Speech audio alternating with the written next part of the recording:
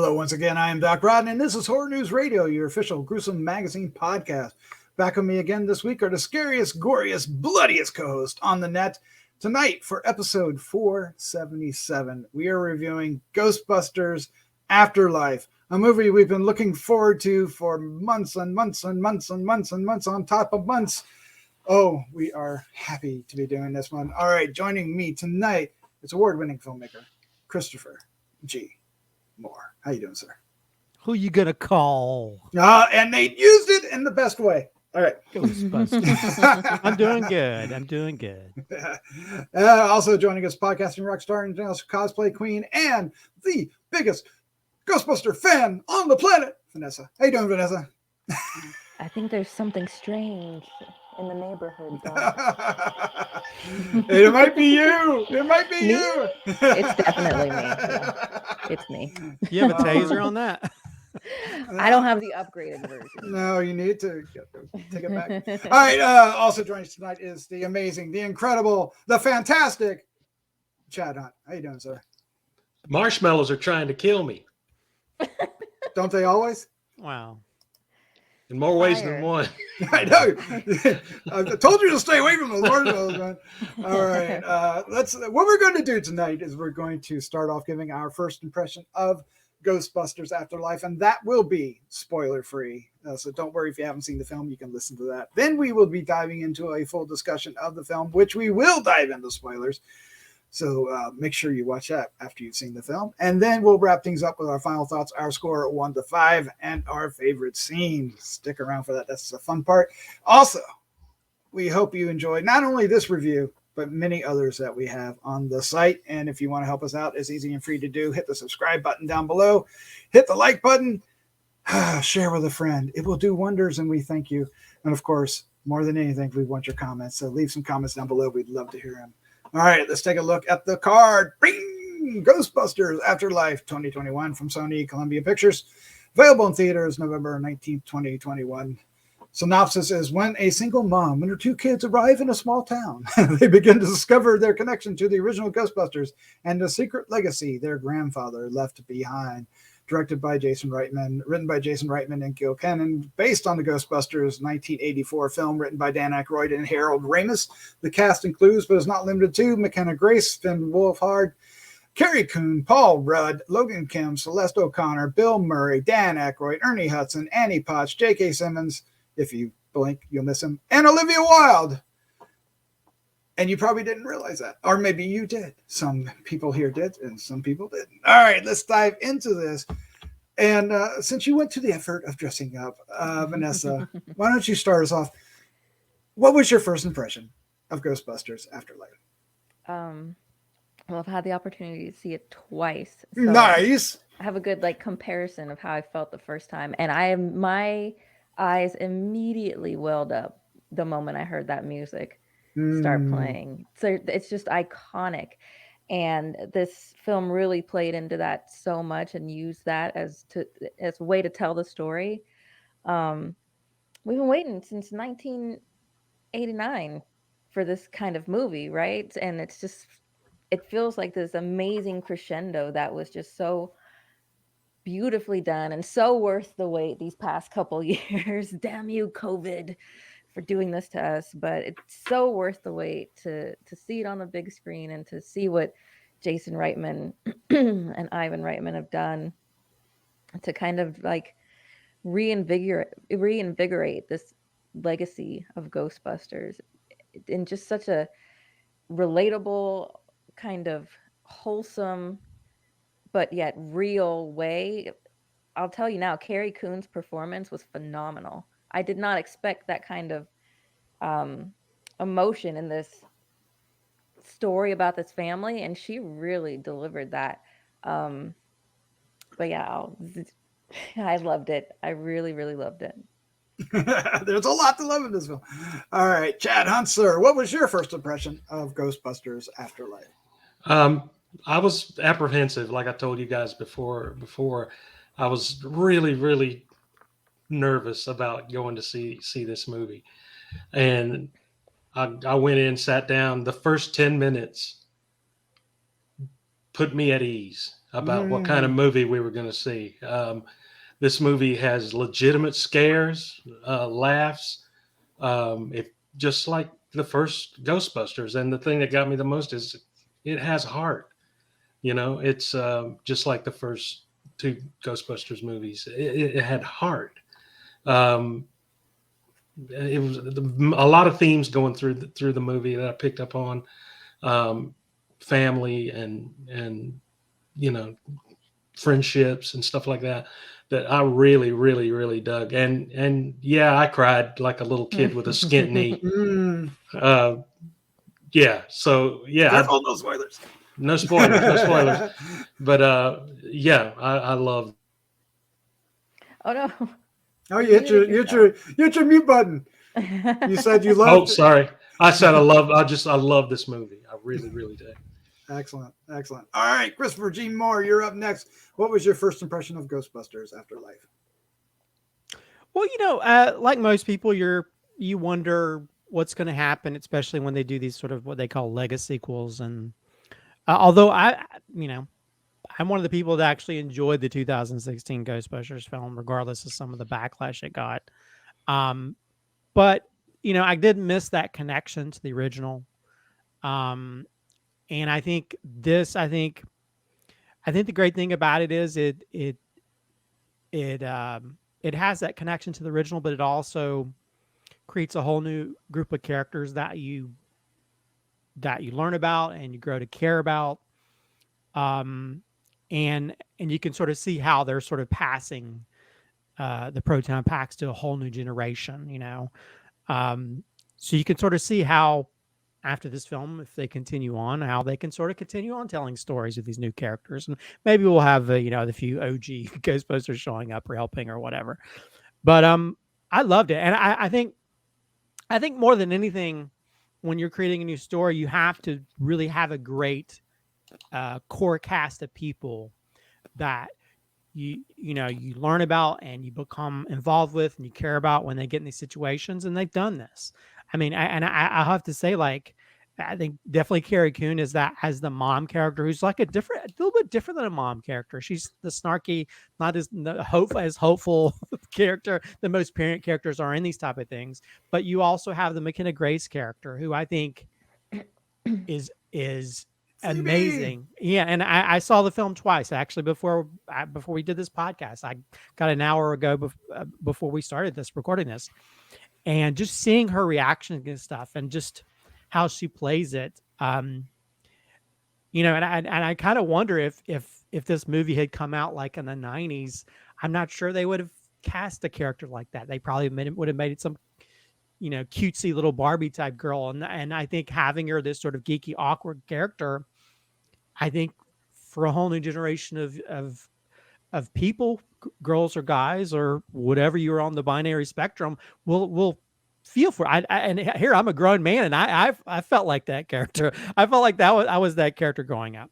So I think I just love these new group of characters, which I think in really beyond the Ghostbusters movies, I feel like this is a love letter to 80s and 90s films. It feels just as much a Spielberg film as it does a Ghostbusters film, and there's a little bit of Goonies in there, and there's a lot of films from that specific time period. I feel like maybe Jason Reitman sort of like, threw some of that in there, because I think this definitely, even though it's a Ghostbuster film, it feels more of like his indie vibe, I guess is a better way to say it.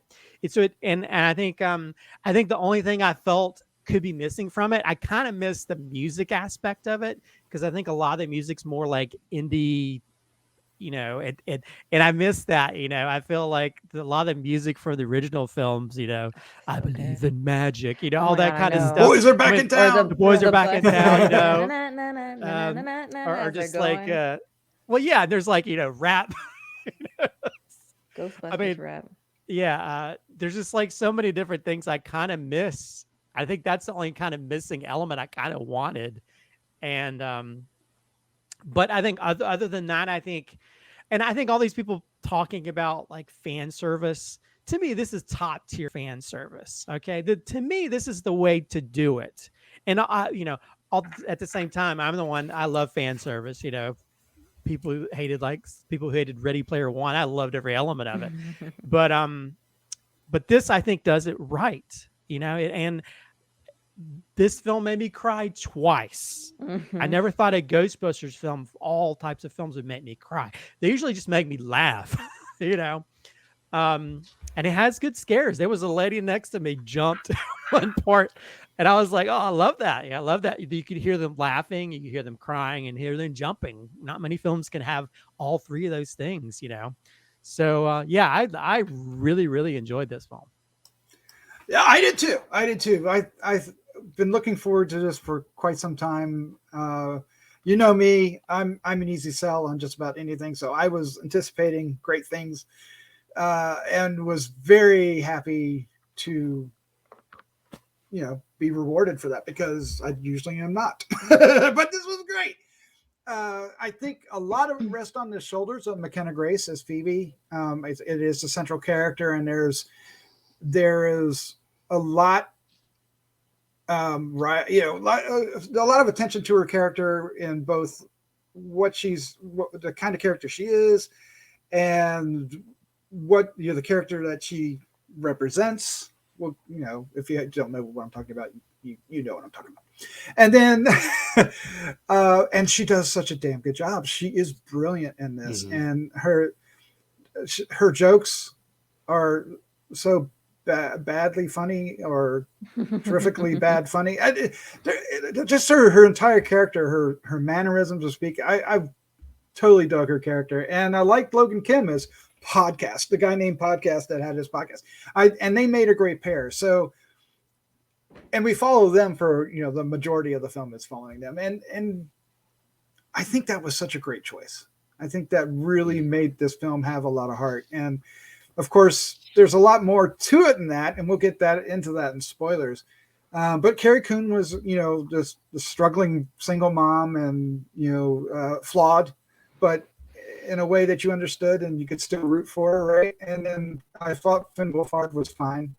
And his girlfriend Lucky that he meets. I thought it was all, the setup was fine, and of course Paul Rudd was a great addition to this.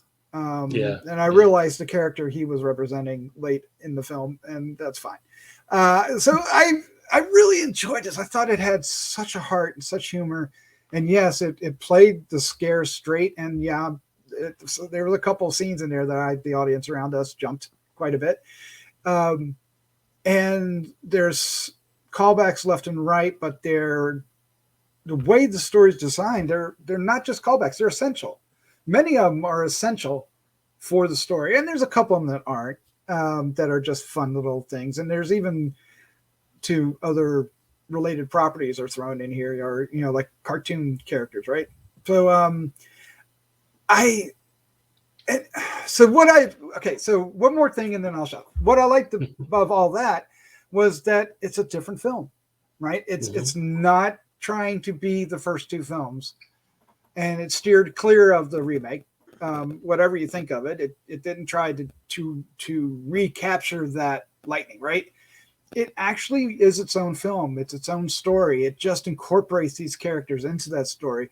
It doesn't have the same pacing. It doesn't have the same style, or it doesn't even have the same comedy, right? It doesn't have the Bill Murray comedy. It's a much more family oriented. That's not the right word, but it's much more. You said indie filmmaking, and I guess that's one way to look at it. But it's more about friendship and family, and that. It's a smaller film. It was a smaller film. Yeah, but at the same time, it felt very Ghostbusters, right? So I think I appreciated that the most out of everything, was that it was able to do both, and it didn't feel like a retread, but yet it certainly didn't feel like it. It certainly felt like it belonged. So in that respect, I am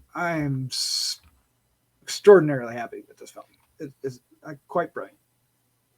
Well, it kind of I mean, Jason Reitman, of course, he did Juno, and so I think, I mean, it has that indie comedy aspect of it, because I think you have something like Ghostbusters, which is like a big budget comedy with supernatural, and so this sort of like takes it to a different direction. Because I'll have to say, I think there's a lot more quippy, funny lines in this than probably the original Ghostbusters, I would say. I mean, there's like, I think this second time around, I was writing down lines left and right, just certain things they were saying, like, maybe you'll make a friend out here. Out of what? I mean, there's What? like, yeah, I mean, there's just like little things that just made me, I mean, I just love the whole joke thing. Because there's the first part where she says the joke to Paul Rudd was like about triangles. It's like, am I being too obtuse? And he's like, was that a joke? And she And winks, when she and says that it, really, she does like, the really bad off-putting. wink. Oh, she does a crazy wink. And I just like, I don't know. There's like so many great moments, and also I think seeing the second time around, I put together that we have the four main characters who were supposed to be embodiments of the original Ghostbusters. Of course, you have McKenna's character, who is the Egon character. You have Podcast, who I love as a character too, by the way. Yes. Who is the Dan Aykroyd character. You have the older brother, who is supposed to be more like the Bill Murray character, except he's definitely not good with the women as opposed, Bill Murray was, or I guess Bill Murray's character wasn't really that great. He's just, run his mouth a lot. And then you have like the girlfriend character, or the girl that the older brother's interested in, who's sort of like, what's his name? Winston's character. So you have these elements, and then you have other elements, of course, you have like the mom, who's supposed to be like the Well, she's Sigourney Weaver's character. Sigourney Weaver's character, and of course Dana, the teacher, which is supposed to be sort of Tully. Yes, Tully I did. I totally didn't get that until it happened. Right? But yeah, I mean, and so I think that's the fun part, that it still has that sort of like elements from the original, but it does it in a different way, and also plays around with those characterizations as well. And I don't know. Also, by the way, I was mentioning like different 80s and 90s things. I don't know about you. I was thinking remember the movie Summer School? where it had Chainsaw and Dave, who were into horror movies, and you have this teacher who's doing summer school and he's showing horror movies on VHS. So I was like, I feel like there was a lot of, I don't know if he meant that. To me, I was getting that vibe. Sounds right. Yeah. Oh my God, that was so funny when they. Yeah. We're gonna watch Cujo. Jeez. All right. If you don't realize it, we're definitely in spoiler territory. And I think, the elephant in the room is Harold Ramis and Egon and his character. How are they going to handle the character, right? Because Harold, we lost him with what, 2014? Is that right? Yeah, I think so. And he really is central to the story. The Egon character is central. I mean, it starts off with his character succumbing to whatever he was doing. Everybody thought he was kind of even bonkier than bonkers, right? But his presence is felt throughout the film, especially once Phoebe shows up, because she almost embodies him to a T. I'm getting choked up. When the ending comes and we finally get the visualization of him in Spectre format, in astral format, or whatever you want to say it is, a ghost. It is so emotional, and you get choked up, and you might even bawl and cry. It really is heartfelt, and I think it's the heartbeat of this movie. I think so too. It is very much focused on Egon and his family, and mostly how he carried on the Ghostbuster tradition, even after the other three sort of moved away from that, or he moved away from them. If you weren't sitting on the edge of your seat for that first 10 minutes and that chase all the way back to the house, and you knew you were in a Ghostbusters movie, to me, that's how it started out. Legitimate, straight scares coupled with the comedy and stuff like that. And but yeah, too, I was I love the way it focused on him and his family, and you knew that was him when something moved to help her out. And Oh my God, the lamps! you knew that, you just knew that was him, and it was just, you were just going, yeah, yeah. It was just, it just made your heart, there was such a swelling of emotion in the whole beginning of that movie for me, because I knew that was Egon. I knew he was older, and he was, being chased by something, and then it follows him into the house because the trap doesn't work. I'm giving all the spoilers here. Yes, you are. You just but it was just, that moved me. I mean, it was so exciting, and it was so good to see that character again, and to see him still ghost busting and stuff like that. And then when his family comes into the picture, and how he was helping them, and it was great. It was really great. And and a lot of people go, oh yeah, that's just, it's fan service. It was essential. It might be fan service to some people. I don't know, but what's wrong with that? What's wrong with giving people what they want to see in a movie? It doesn't always have to be, and it was done very well too, like Christopher said. It was and also, and no one's claiming fan service about Captain America wielding Mjolnir. It's like, how fan servicey can you get with that? Everybody wanted to see Cap hold the hammer. So you have to look at it as like a continuation of a story, as opposed to fan service. At what point is it too little? Is it too much? Is it whatever? Well, people are going to complain no matter what you do. Yeah. If you do something away from stuff like the 2016 Ghostbuster, oh, it's not enough Ghostbustery. You put too much Ghostbuster, like, oh, that's too much. It's like people just get their underwear in a wad about stupid stuff when you should enjoy it. And it kind of makes me sad if you don't get emotional seeing, Egon, that end scene with Egon. I don't know where your heart is. Maybe I don't understand. Although I did now I feel like the Pixar lamp is just Egon. No, oh my God, that's perfect. It's just a haunted Egon lamp now to me. I love it. Crossover. Yeah. I don't know. I mean, and really there's little things, I think, that if you've seen the Ghostbusters films, a lot of times you would get like the little candy thing in the pocket, which happens in the first Ghostbusters film, or the Twinkie and the the Twinkie, yeah. I mean, there's a lot of little things here and there, or like well, didn't the cabbie ghost make an appearance in? It was a minor. But it was a minor. Yeah, that's right. But it's a callback to the cabbie ghost from the original, or the theater. We talked about this before we recording of the Cannibal Girls. Name of the film on the marquee is from Ghostbusters 2, when the ooze and stuff is easy, But it's Ivan Reitman's like first film too, right? Cannibal Girls. Is it? Yeah, that's Ivan Reitman's first film. Oh wow! There you go. Gotcha. I didn't know that. Gotcha. Yay! Score one. You're the Ghostbusters fanatic. I am not. I just know little things here and there. No, we all are. We all are. That's the thing about Ghostbusters. I mean, look at kids today, even before this movie, knew Ghostbusters. There's never been a time where it hasn't been a part of like our lexicon since it's come out. It's just it struck absolute gold at being at that kind of very first cutting edge of horror comedy, with like grade A comedians who the moment they open their mouth, it's going to be magic, especially at that time in their lives, and you had the right special effects and you had the right music, like you were saying, not just the score, but the music of that time that had come out that just created this kind of effervescent feeling about it. And then to see that torch kind of passed on through a character like Phoebe, or through, even podcasts. I think the two of them carried this entire movie, honestly. Those two kids just and Paul Rudd really delivered it. Oh, Paul Rudd. Well, Paul Rudd is kind of like, he harkens back to that old SNL, that kind of humor. It felt very Paul Ruddy, right? When he was talking, when he was telling his jokes.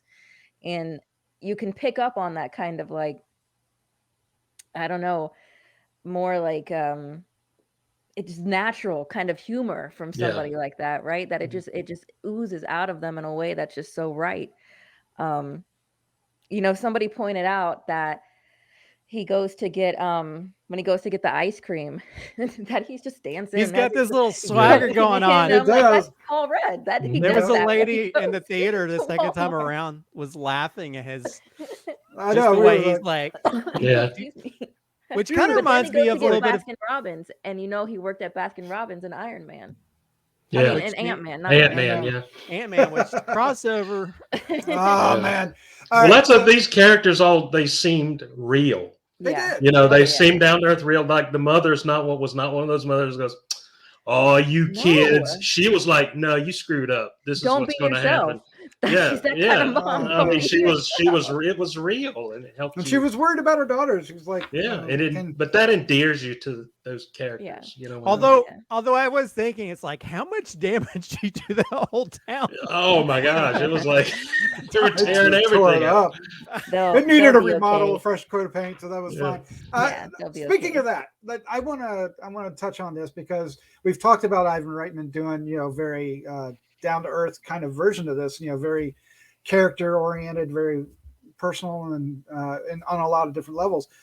I want to say that he also handles the action really well. There's a couple chase scenes in here that are the one through town when they're in the Ecto-1. Okay, so we say the Ecto-1 for the win here. It was great to see it, and the enhancements that they put on it with the The gunner chair. the gunner chair, and the little car thing, the little RC thing. Oh my god! Favorite. And The it shots always of was the ahead of it. Ecto-1 Yeah. and that car, that little RC car, the aerial shots, it's so freaking cute. Like, But I just want to just appreciate that scene and a few others too. Like when he first drives it through the all the dead corn, the hay. I thought he did that so well, and it really,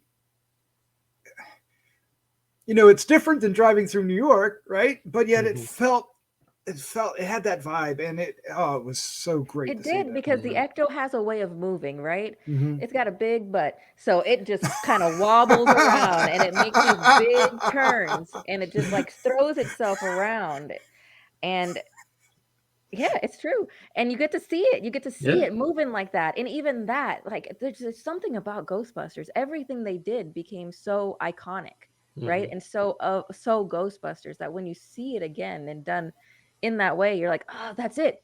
That's that. Give me that. I need it. Exactly. Yeah. Exactly. Yeah. I mean, from the moment that they uncover the Ecto, it was great. I so much love it. And I love that when Ernie Hudson comes back, he's like, oh, they haven't treated you well. Yeah. He's like caressing the top of the car. So He's the one that gave them the car in 2016 movie as well. So he's always connected to that car. Nice. Like his Cadillacs. Nice. There you go. Where else do we want to go? Annie Potts. Yeah, Annie Potts. Well, okay, so let's go to the original Ghostbusters show up.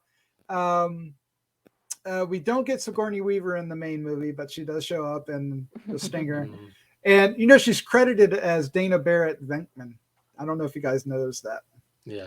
Oh, I didn't notice that. Yeah. I don't know if that's somebody stepping in and doing something on top of Sony, or if Sony put that in there. But no, they got together in 1989. Well, that's what you would think, right? Because there's got to be a little Venkman running around somewhere. But that scene would be the next Ghostbuster. There you go. But the two of them, doing the reversal on the oh my gosh, it was perfect. That was one of my favorite scenes from the original when he kept shocking the guy and the gum flies out of his mouth. That's one of my favorite scenes in the movie. But to just see those roles reversed was awesome. Oh, it was great. It was really great. It's great to see her. She's just a presence. You only need that much, and she's there the whole time.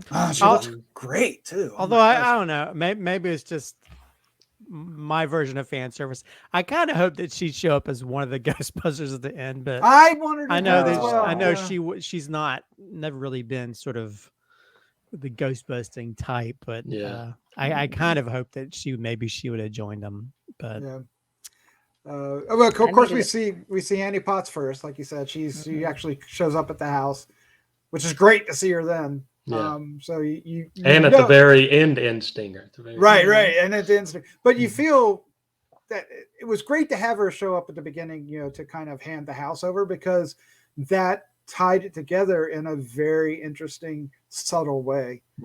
That wasn't over the top, and it felt right, and loved it. But then we get Dan Aykroyd next in the when she finally calls, who are you going to call? And she calls the Ghostbusters.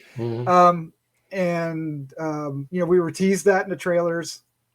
And what did we think of the scene? The scene is, he's Mr. Exposition for the scene, but I thought it was handled pretty well. Am I alone? Dan Aykroyd is the That was king great. of exposition. Yeah. I mean, Absolutely. that's what he does in movies, is explain. Yeah. these And that absurd character, things. Ray Stantz, Yeah, he's the slightly autistic ghost head who is very focused and very excited and willing to share his story with everyone, right? He wants to tell everyone. So of course, if a kid calls, he's going to tell them everything that just happened to the Ghostbusters in the past 30 years. So to me, it made a lot of sense, and it felt like a very touching conversation between the two of them when he realized, when she said who she was. Yes. You know, like, oh, there's the catalyst. This is how they're going to get there. Am I the only one that maybe thought that him talking about the rift between him and Egon was maybe a variation of the rift that Bill Murray had with Harold Ramis? Because they had a rift for many years. I know they had like a 20-year gap where they never talked, but I never knew reasons why or anything like that. Well, it was just, Bill Murray felt like that Harold Ramis was getting all the credit for it, the type of star that he was, that the reason that he was popular is because of, these movies that he directed it or starred with him in. So, but they wrote parts that for out, him. Fortunately, before he passed away. So that's they made up towards the end. So I don't know, for some reason I felt kind of feeling that, but maybe I'm just reading too much into it. I know. I love that he now has a bookstore, a cult bookstore, which is Raise a Cult. We got that in the second Ghostbusters. That's Ghostbusters too. Oh, is it? That's it. They have the bookstore in the second one. Oh, I didn't. I forgot about that. I totally forgot about that. But it's perfect that it's still. And of course, we find out that Winston's been paying the bills for it all along too. Man, I he'll love get a the profit Winston story eventually. Too. I love that he made it, and he's the successful one. I almost thought so earlier. When they all said that you thought it was going to be Louis Tully driving the Ecto back into the firehouse, right? I almost thought that was going to be Patty from the 2016 Ghostbusters. Oh, that was her uncle, and I was like, oh snap. Are they that would have been cool, yeah. That would have been interesting. Well, I mean, if they ever want to do cross universes, we're already having that in the Marvel universe. I could see them doing it in the Ghostbusters universe. Even if they just do it with Patty, she was one of my favorite characters in the 2016 one, and I think she could really translate into a more like traditional type of Ghostbusters feeling movie. That movie gets a lot of dissing, and I don't understand why. I mean, I enjoyed it. It's not the same story centered on those same characters, but it's just a different characters. Different Ghostbusters movie. Different and Ghostbusters. You don't have to degrade one to uplift another. Yeah, exactly. Well, I loved Kate McKinnon's in that 2016. It was hilarious. I thought it was hilarious. So, I mean, and you don't get a Phoebe without a Kate McKinnon, in my opinion. You might be absolutely right. Yeah. So, but I mean, I hope that I know that Paul Feig actually congratulated Jason Reitman on the film and stuff. He loved it. So there's a lot of love between them. So maybe something at some point they'll have that, but I don't know. I think more than anything, this, especially with it doing so well this weekend, and just seeing that there's this sort of this film as a love letter to the original, as well as opening it up for future stories. It just makes me excited to see we're going to see more, hopefully see more Ghostbuster stories with these characters, and maybe even new characters that might come along. It did give the title card at the beginning of Ghost Corps. The Ghost. That's which encompasses the whole. Doesn't it? Yeah. But I think they started that to encompass the whole universe. To make the Ghostbusters. Ghostbusters. Ghostbusters. So and there was a crossover comic involving the 2016 and the OG. So Oh no. Okay, so the rest of the cast, of course, do show up. Our heroes, Phoebe and the rest of them, are in dire straits fighting off the return of Gozer. We'll get to that here in a second. And when things look their worst, we get Bill Murray, Dan Aykroyd, and Ernie Hudson reprising their roles, coming in. And was that not perfectly timed? And it was so great to see them standing there. Yeah, absolutely. Yeah. It's like Vanessa said, the little bit of time that they were in it made it feel like they were they were there the whole time. The same as she said with Dana. It was just that's what everybody wanted to see. They wanted to see these guys come save the day like they did before. Yeah, but they had a lot of help this time. Yeah, they did. But I think I love seeing them as old versions of the Ghostbusters themselves too. Yep. Saying like, I don't remember this job hurting so much, and Ernie. Yeah, I did. It was very, very Field of Dreams at some point. Oh my! Coming through They walk out of the corn rows. Although I think. I mean, I love that we had so many very positive characters. I kind of missed a Walter Peck character, but we didn't have a Janish. Yeah. No, we didn't have one. But maybe we'll get that in the sequel if they go back to. I didn't even think about that. We don't have that kind of character. We don't really have don't have a really sort of dick character. No. I guess or dickless character in this case. Yeah. The closest would be the sheriff, Bokeem Woodbine. He would be kind of the closest to the bad guy. Yeah, but everybody was sort of nicey, Yeah, these kids just destroyed the town. He's not in that great of a mood. Well, but anyway, so they're okay to go back and eat at the same place they just destroyed the sign for us. Yeah. See, they're still working, right? Oh, and okay, here's a little Easter egg. I don't know if y'all knew this, but the deputy that's with him, the woman that's at the desk, that's Dan Aykroyd's daughter. Oh, really? Yeah. Cool. I was wondering why for some reason one that's razzing him. Yeah. Yeah, that's Dan Aykroyd. Oh, that's that awesome. makes sense then. She was not a very nice. No, she deputy. was poking back. She was, she was the Walter Peck, I guess. So Yeah. Nice. Who's the Walter Peck in this movie? That's what I want to know. All right. So what do we think of Gozer making a return, played by somebody? Wild. Oh yes. I totally did not know that. Gozer's dating Harry Styles. Who would have known? I think they broke up. Well, I don't really care. I think she got Hollywood. She deserves to be dumped. No, I think she did it. I don't know what to say about that. Just go with it, Doc. Just go with it. I don't know. I think she did a very good embodiment of the Gozer that we know and love, and they sort of took that sort of like bubble outfit that was from the original, and made it a little bit more creepy and it almost looked like lizardy. A suit that was containing energy. And it was very. It was like lizard skinny to some degree, so it was kind of creepy. I mean, she still had like the 80s makeup face. But I like that. I like that, especially when she first crawls up and she's like in this weird unnatural yoga pose. Yeah, I like that. She was a good call for that character. Did she have high heels this time? I didn't notice. Oh, I didn't even pay attention. Although the moms didn't have high heels earlier, I noticed the second time, but she had high heels when she showed up at the thing. So I don't know, but I guess. When she showed up at the temple or whatever. Oh, when she had the dress on? That dress? Yeah. Well, awesome. She didn't have high heels earlier when she met up with Paul Rudd, but then she has high heels when she showed up at the temple. When the dress came she didn't have high heels when. And he had the little flower behind his ear. Yeah, he did. Yes, he did. All right. Is there anything about the movie that we did not like? I don't like some of the song choices. Okay. I agree with you on that.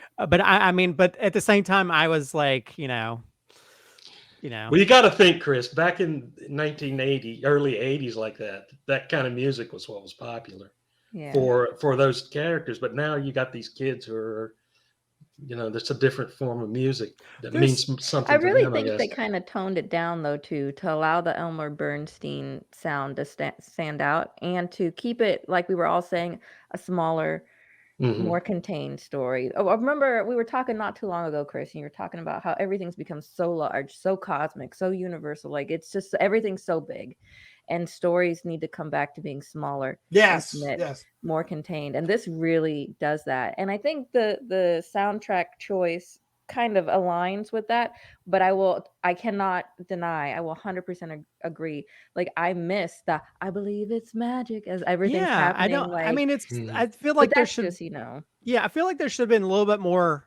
To me, this felt like more a Jason Reitman music choices as opposed to choices that probably would have worked a little bit better. So that's my only issue. I mean, they did use. I didn't realize that the end song "Haunted House" is actually sung by Mckenna Grace, Yeah, the young girl. Written, Mhm. written, That's her and debut. sung. Written Written by too. her. Yes, Yeah, I yeah. just when I got home, I looked it up on YouTube and watched her little music video. It's a good I was like, song. wow, Yeah. this girl is like talented out the wazoo, and she's Yeah. like, She really got Yeah, more- we're definitely going to see a lot of McKenna Grace in the future. Yeah. So, I yeah, think, there's- I think anything I didn't like about it would be nitpicky, not really Yeah. worth bringing yeah. I mean, up, it's you know, I mean, not so the music not being where it is.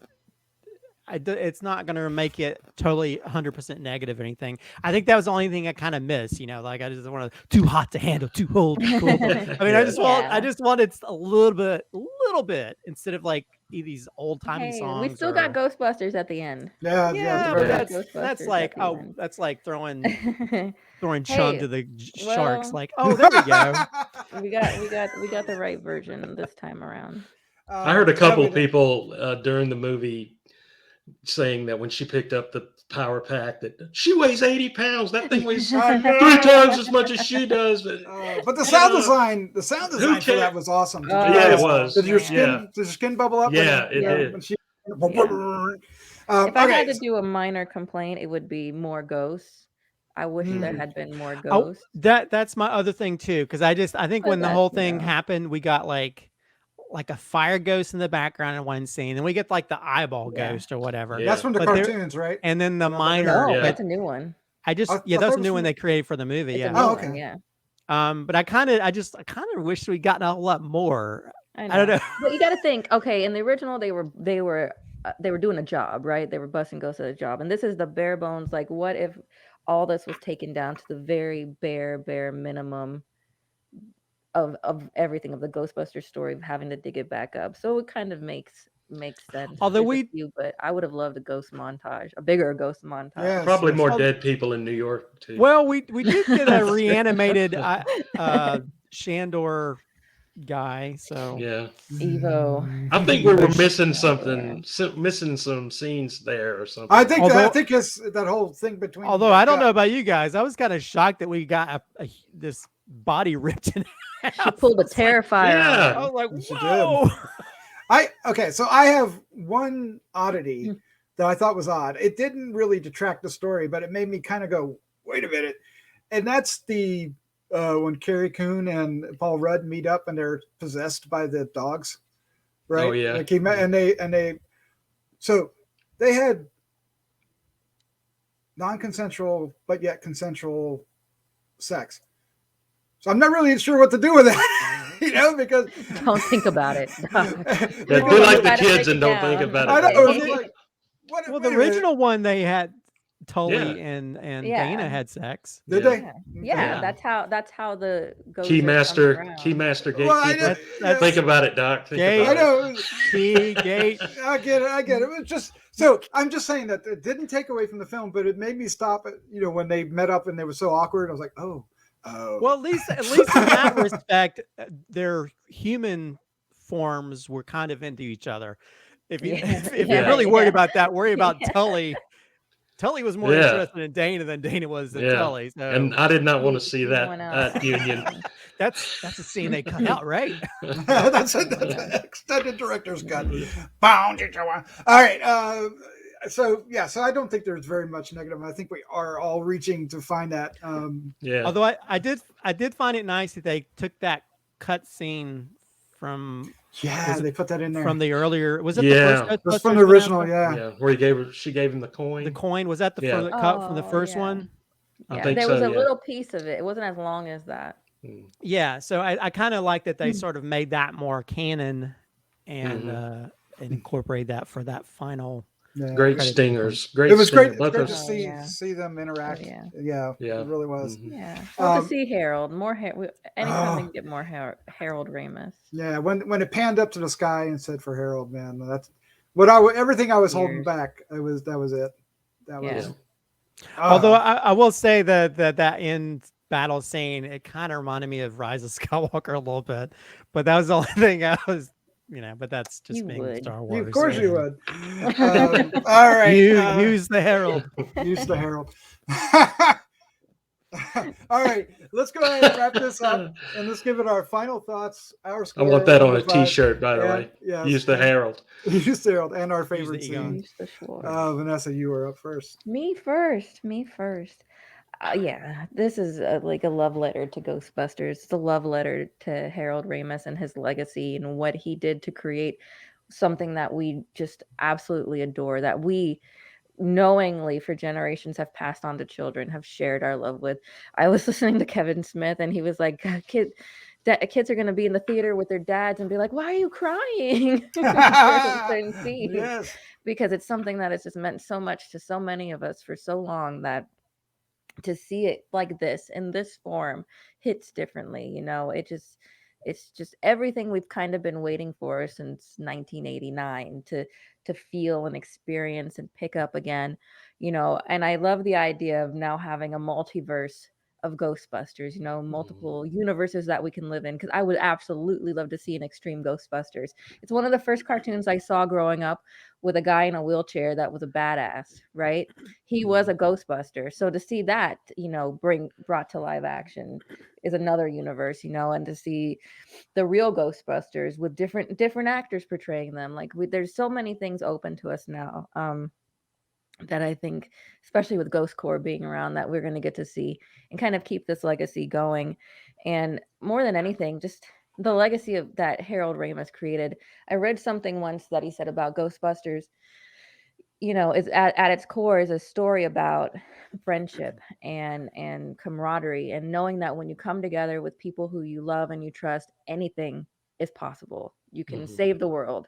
And that was always such a strong message that I picked up on. And that's absolutely what you get in this in Afterlife. It's a message about family. It tackles grief in such a unique kind of personal way, with Phoebe kind of going through this experience of grief from someone she didn't even know, while her mom is fighting against that at the same time, fighting this grief that she somewhat experienced her whole life when she thought her dad had abandoned her.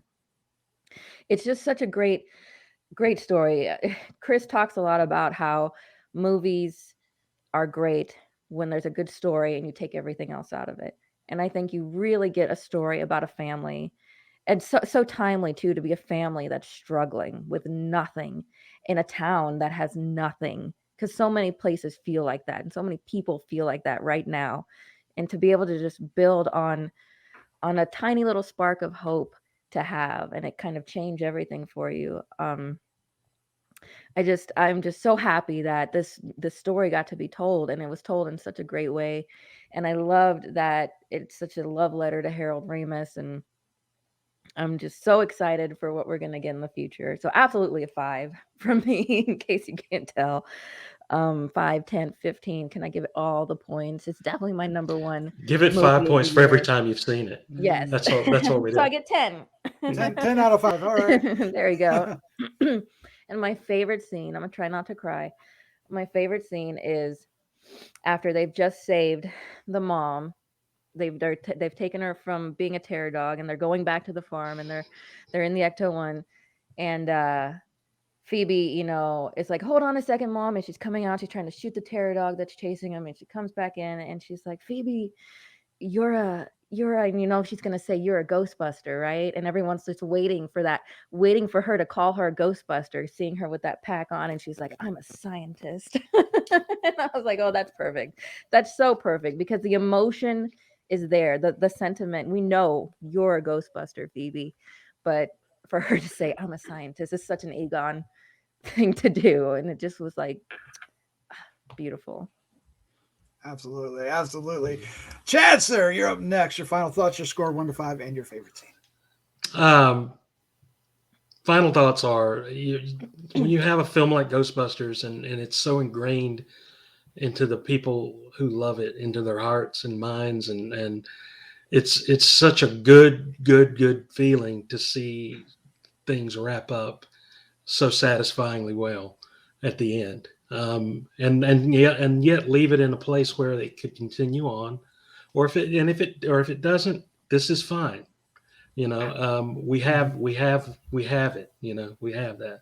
So yeah, it's this was like I said, a very satisfying movie, and I haven't walked out of a movie theater in quite a while, not just because of COVID, but in a long time, seeing a movie, just coming away from it and being moved so much, and you didn't feel manipulated to be moved.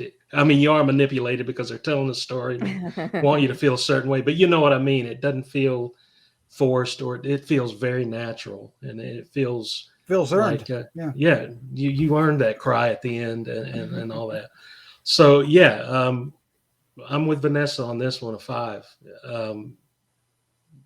Completely a 5.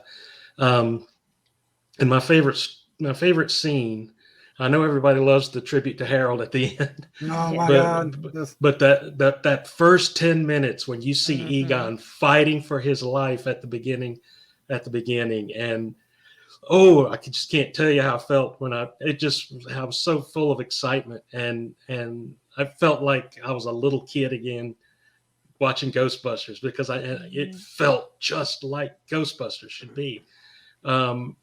That whole scene, the chase at the beginning, and the ghost coming into the house, and it was just, I knew it felt like being home again. It really did. And like I said, there's movies very rarely make me feel like that anymore. So excellent. I love that. Christopher G. Moore, your final thoughts, your score, and favorite scene. Yeah, I think the first time I saw it, I think I posted on Facebook that this crosses the streams for nostalgia, but in a good way. It's, and I think people saying the fan service aspect of it, or making that into a negative, I totally disagree. I think more than anything, this is, like Vanessa said, this is a love letter, to the franchise. It's a love letter to Hal Ramis, who was such a big part of Ghostbusters from not only as a character, but also co-writing it with Dan Aykroyd. So a lot of the stuff that's part of it, that's ingrained in it, is because of his contribution. So I think with this sort of like semi-third movie, I think this is a good way to sort of say goodbye to his character, and also sort of open the door for this new group of characters. And for you to start something new, instead of just being so much about the original characters, by actually getting to know these characters in the very beginning, get to know where they come from, and doing such a great job of showing how each character is, whether it's the mom character, whether it's Mckenna Grace's character, whether it's the brother character, or any of the characters, even Podcast when he shows up, you get to know who these characters are and what makes them up, and what's their specific goals, what are how they are in certain situations. I think probably one of my favorite lines, because I feel like McKenna's character almost has, I feel like she might be on some kind of spectrum or whatever, just in how she relates to things, but because she's just like her grandfather, she says when the podcast is like, "Aren't you scared?" And she's like, I get calm when I'm overstimulated. and there's just so many great moments, where she doesn't wear her emotions on the sleeve. That doesn't mean that she's not emoting on the inside. And I think that, to me, this young actress does such a great job of embodying these characters, to where she is that core. To me, she's the Bill Murray of this film. You know, Bill Murray was always the main one that you always surround because he had this personality. And she has this almost like reverse personality where she's not like the person, even though she says her little jokey jokes, which are usually horrible, but so bad they're good. Yeah, it's all the delivery. Yeah, there's a joke about I think it's a hamster and a cigarette. That's like, oh God. There's some very, very morbid jokes. Polar bear joke. Polar bear jokes and jokes about fish without eyes and all this stuff. But I don't know. I think what this has that a lot of these sequels and a lot of these legacy sequels and stuff don't have, it's the heart. It's that beating heart. It's not a ghost of a shell of what was before. It's actually a human heart that drives this story.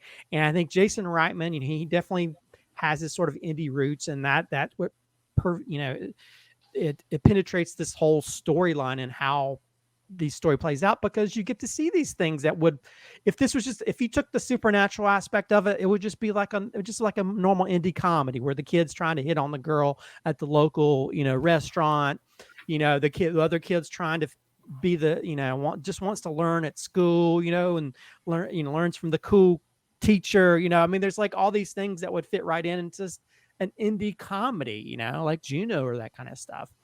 But I think this, I don't know, there's like so many things that work really well that takes it probably in a little bit different direction, despite what people try to say, well, it's just like ripping off the same stuff from before. It still does it in a different way that still feels, it feels the same, but feels different at the same time. And, you know, seeing it a second time, I literally was smiling. I'm getting choked out about it. I was smiling during parts of it because I just love the character so much. Yes. Just even the scenes that don't involve ghosts at all. Mm-hmm. I just love these characters so much. To where when the ghost stuff up, oh, even better. That's icing on the cake. But you got to create that foundation of cake first that's delicious before you put the icing on it, which makes everything even cooler. Mm-hmm. So, yeah, I don't know. And this the whole thing with Harold Ramis. I think this is the best way to deal with those characters. Yeah. That you could had to tie it up somehow, right? Yeah. And I think if you didn't, I think it would just feel, I don't know, it would feel like it was missing something. Yeah. More than anything. It would feel cheap. It's kind of like what Chad was saying. You didn't want it to feel cheap, and this didn't feel cheapened at all. Marvel's going to have the same problem with Black Panther too. So, but I know. I think I never knew a film like this would affect me in this way. You know, even seeing the second time, I cried. You know, and I was like, "Oh, girl, I'm hiding my tears and stuff." I don't want this little kid everything. I'm a big middle-aged dork. But no, just do like I did and throw your head back and you go, ah! That's what I did. No shame.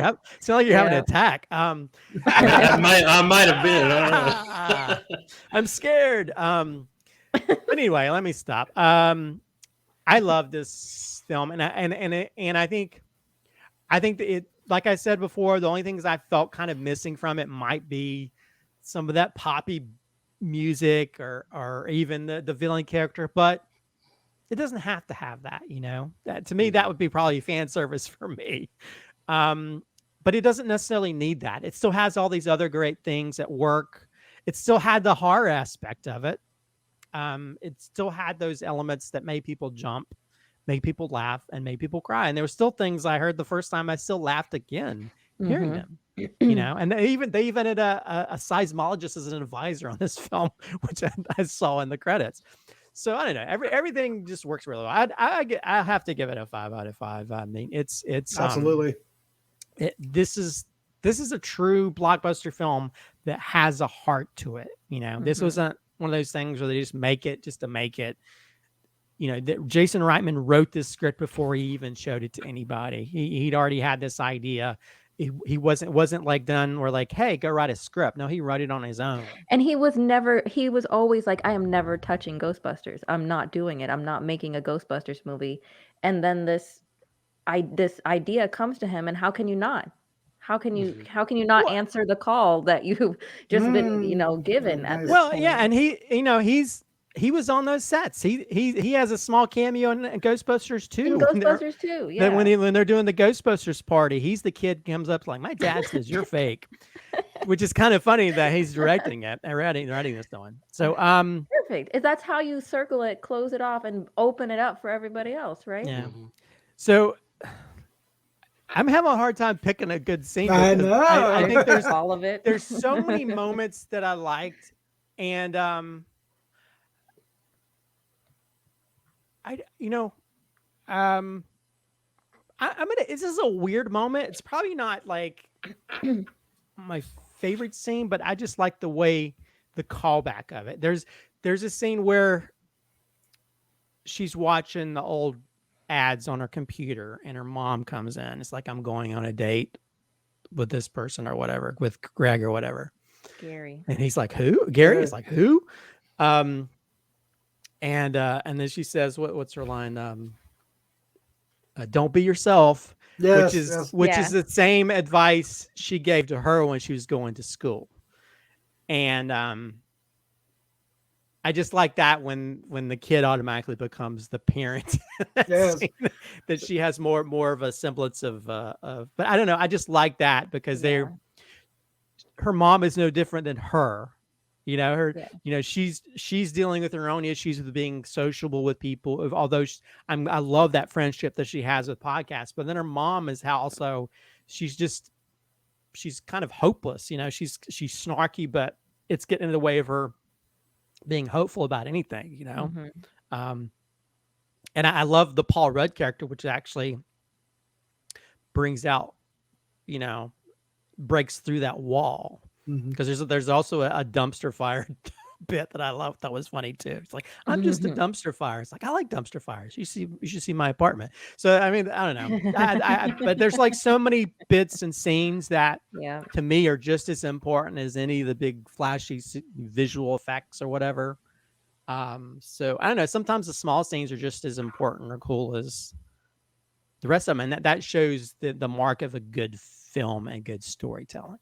It absolutely does. We didn't even get into the effects. You got to talk about the effects. Well, the effects are great. It doesn't shy away from the effects for a lower budget film, comparatively to like the 2016 film. It certainly made the most of everything it had to it. The date scene, we didn't really kind of skipped over that, but the dates and the whole thing about you're going out with Gary Gruberman.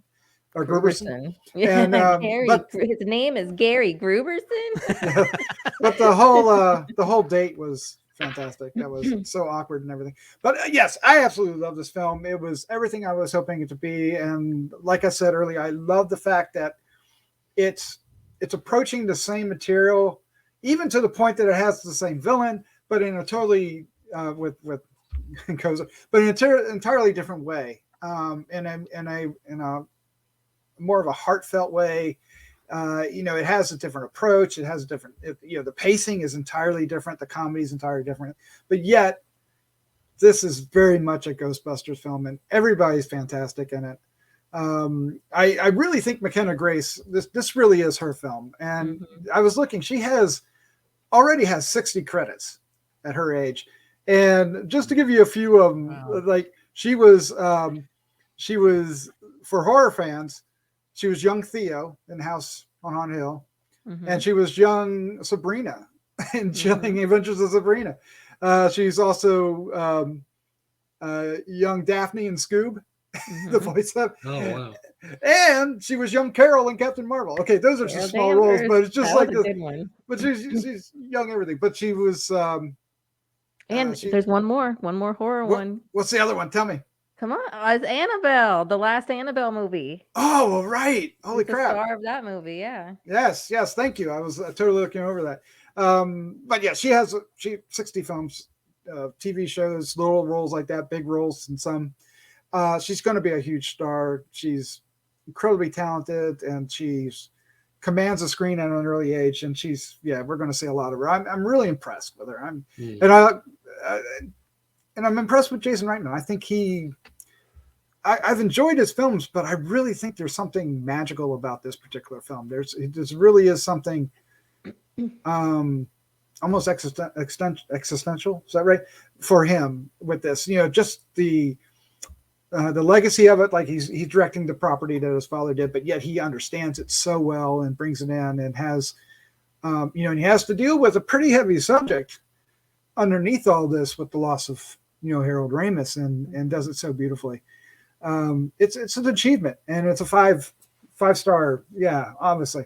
I'm going to go with you went with the small scene, Chris, but I'm going to go with the big scene. I love the chase, Ecto-1 chasing whatever that thing was. It's Muncher. Muncher. Was that his Muncher, name? yes, Muncher instead of Slimer, it's Muncher. But just the idea of her sliding out, in that gunner chair, and that the boy loves driving the car. You feel it, right? And then even podcast. He's got the the little car. Was it RC trap? The little RC trap. Yeah, and he's like, "Oh, I got this." And, it's perfect. It's set up so well, and these characters fit in the spots that they put them in, and I absolutely loved it. I loved it.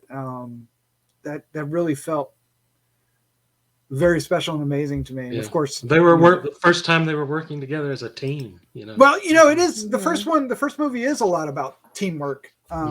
Really teamwork is at the heart of it. They don't actually solve anything until they all form together across the screens, right? So, and we get that here as well. So, but it's and it certainly works. It certainly works. It's a great film, and everybody should see it. Yeah, I agree with you. And I didn't cry. I mean, I cried during the movie, but I didn't cry during this. We all. I cried on the inside. I made up for it. No, I got seriously choked up, and I was wiping tears away. I didn't bawl. Like I did. First watching, I cried almost the entire time. Really? Tears were falling almost the entire time. Little like the crunch bar thing. Yeah. You've earned this. Tears. Well, when she sees the picture montage, I was like, I was crying. But then, the buildup of that last Harold Ramis moment was my God! Because I was like, you see that just the hand come around, like I almost was like, oh no, this isn't going to work. But it does, and it's like, it works so well, and and then I was holding it together until for Harold. That I lost it. And I was like, Ugh. Yes. I could. And what an ending scene, seeing Ecto-1 screaming back into New York. Oh yes, that was great too. And then of course the two stingers. Great ending. The two stingers are wonderful. Yeah. We could have used a lot more Dana in the movie, but at the same time, it was perfect. What we got was perfect, right? Yeah. And I like the setup at the end, so I'm very happy with this film.